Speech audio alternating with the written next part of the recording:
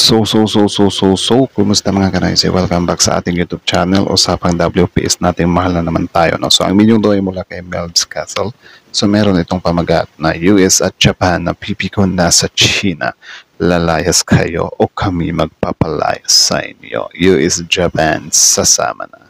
So, yun, bago natin simulan, Melbs Castle, supportahan nyo yan. Tapos, syempre, kung trip nyo ng mga ganitong reaction video, may kasama kayo manood.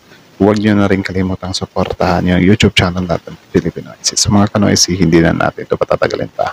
Simulan na natin, baka agawin pa ng China. Again, ang babagat ng video ito, US at Japan na pipikon na sa China. Lalayas kayo o kami magpapalayas sa inyo? Grabe. Kami talaga magpapalayas sa inyo kung ayaw nyo. US, Japan, sasama na. So again, Melbs Castle, Filipino IC. So like, comment, share, subscribe. Start. Ayos na ang China sa West Philippine Sea at Oh, let's start 0. dapat lumayas na ang China sa West Philippine Sea at itigil na ang military aggression sa Taiwan Strait. Mamalayan ni US President Donald Trump at Japanese Prime Minister Shigeru Ishiba sa China. Kinundi na rin ng Japan at US ang illegal na pananatili ng Chinese vessels sa EEZ. Nang uudyok lang daw ng gulo ang China at pag hindi ito Yun naman talaga eh. Tapos tayo pa yung binabaliktad ng China na tayo daw yung naghahanap ng gulo. Ano sila? Hello? Posibleng mas lumala at lumaki pa ang tensyon. Nagkasundo nga si Japanese Prime Minister Ishiba at President Trump na dedepensahan nila ang Pilipinas sa Taiwan laban sa illegal occupation o posibleng pananakop. Grabe, ang sarap sa ears. Kaya lalong mas gaganahan yung mga Coast Guard, Navy, or yung mga defense natin eh. Kasi syempre susuportahan din tayo ng ibang bansa amin. Babalato sa mga PLA Navy na pag kinalala nila ang tensyon sa South at East China Sea, makakaharap ng China sa giyera hindi lang Pilipinas sa Taiwan, kundi ang Amerika at Japan. Bukas na ang two countries sa malayang pakikipag-usap para maiwasan daw ang giyera at manatiling free and open ang Indo-Pacific region.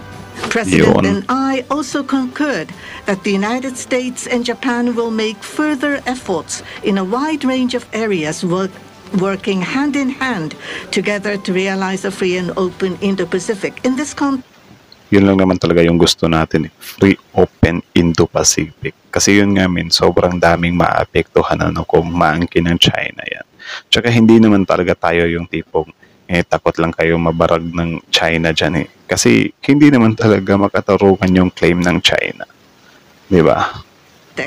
We also concurred to further advance cooperation of the multi-layered networks of the like-minded countries, including the Quad, and trilateral cooperation with the Republic of Korea and the Philippines. Ayun. Para sa Chinese Foreign Ministry, pinapakailaman raw ang kanilang One China policy.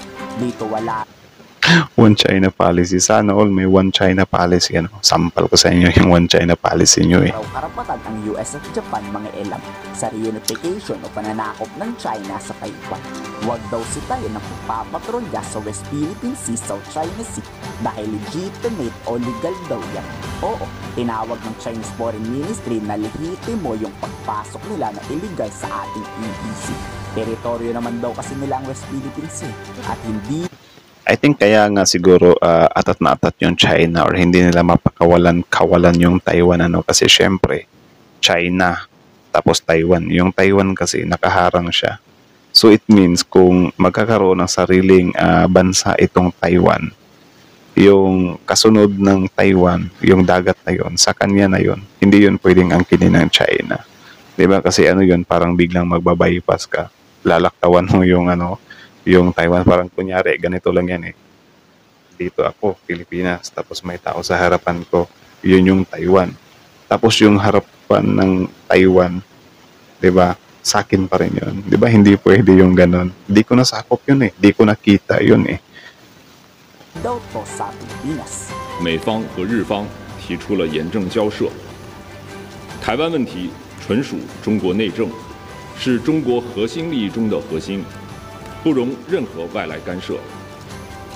美日两国政府台海和平的最大威胁是台独分裂行径和外部势力的纵容支持。external 国家如果真 covenants. 的关心台海， If relevant countries truly care about the peace and stability in the anak ng teteng talaga, mainis talaga ako men kapag marinig ko yung word na peace and stability na galing mismo sa China. Grabe. My God. Kasi, men, sila mismo, I think, alam nila sa sarili nila kung ano talaga yung makakapag-peace. Diba? It's just, hindi lang talaga nila masuko-suko yung dagat na yun na inaangkin nila. 和平稳定，就应当恪守一个中国原则，旗帜鲜明地反对台独。台湾岛及其附属岛屿是中国固有领土，中方在有关海域开展活动完全正当合法。中方一贯按照世贸 Tapos yung ano pa nila, yung statement pa nila, hindi pa nila ini-English. Hindi pa sila marunong magsalita ng English, man. Diba? Like, yung mga ganyan, usaping international na kasi yan eh. Diba? So sana mag-English sila, diba? 组织规则行事，所谓中国经济侵略，纯属无中生有。我们敦促美日恪守一个中国原则和自身承诺，立即停止干涉中国内政，不得以任何形式 Manigas kayo dyan. Huwag nyo kaming idamay dyan sa mga kagustuhan nyo na hindi naman akma sa katotohanan. 向台独分裂势力发出错误信号，切实尊重中方的领土主。 Stop sending wrong signal to Taiwan. Kayo nga yung kayo nga yung nagbibigay ng signal sa Taiwan, ina-atakihin na namin kayo anytime. Anak ng teteng, oh. 权和海洋权益，停止操弄涉华议题，以实际行动为本地区的和平与发展发挥建设性作用。 What if kaya lumala talaga ang tensyon? Diyan natin masusubok ang kayabangan nitong China na sabay-sabay makapaggyera sa Pilipinas, Amerika at Japan. Tignan natin ngayon angas ng China pag nangyari. Ano sa palagay niyo? I-komento sa baba. Di lang, tatlo lang yun eh.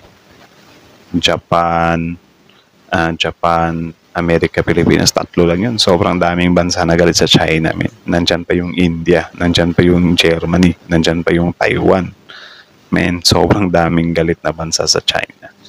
So, yun lang naman mga kanaysi. So, kayo, ano masasabi nyo doon? Comment down below. Tapos yung pag-usapan natin yan sa comment section. So, again, ang video yan ay mula kay Melbs Castle. Original video link in the description box below. Tapos yun, panoorin nyo rin yung mga videos niya. Subscribe nyo rin. Tapos, syempre, bago nyo iwan yung channel natin, huwag nyo na rin kalimutang supportahan yung YouTube channel natin, Filipinoises. So, mga kanoisi, kayo, ano masasabi nyo dito? Comment down below. So, kita nyo naman yon US, Japan, napipiko na sa China. Siyempre, ano na lang yung sa Pilipinas na sobrang pinipikon talaga. Diba? Binabangga talaga. Binawater cannon talaga. May naputulan pa ng daliri, diba? So, mas grabe yung pagpipigil ng Pilipinas dito. Kaya sa mga kababayan natin, kung inaakala nyo naggulo yung gusto ng Pilipinas, war yung gusto ng Pilipinas, nagkakamali kayo.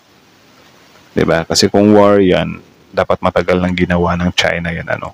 Pero since meron nga tayong hawak, yan nga yung pagkapanaro natin sa arbitral award is yung China, magiging hesitant din sila. Kaya dinadaan na lang nila sa parang kunyari, pinipiko nila tayo para tayo yung unang mag-fire shot. Mag-first shot. Kasi kapag tayo yung first na nag-shot, wala na. Good luck Pilipinas. Diba? Di na tayo masisikatan pa ng araw. So, naging maingat din tayo dyan. At the same time, yung China naman is naging maingat din naman sila dyan. Ano? So, hindi naman talaga ganun kadali yun na parang biglang magde-decide yung China. Luckily na lang tayo na ipanalo natin yan sa arbitral. So, hindi tayo totally mag-aalala talaga. At the same time, meron din tayo mutual defense treaty sa Amerika. So, sandamakmak na. Tapos marami pang bansa na nakikipag-alyansa sa atin. Diba? Australia, Germany, India, Japan, diba? Pilipinas, US. So, sobrang dami men. So, hindi tayo dapat mangamba dyan. Ano ang sa atin dito is titindigan natin.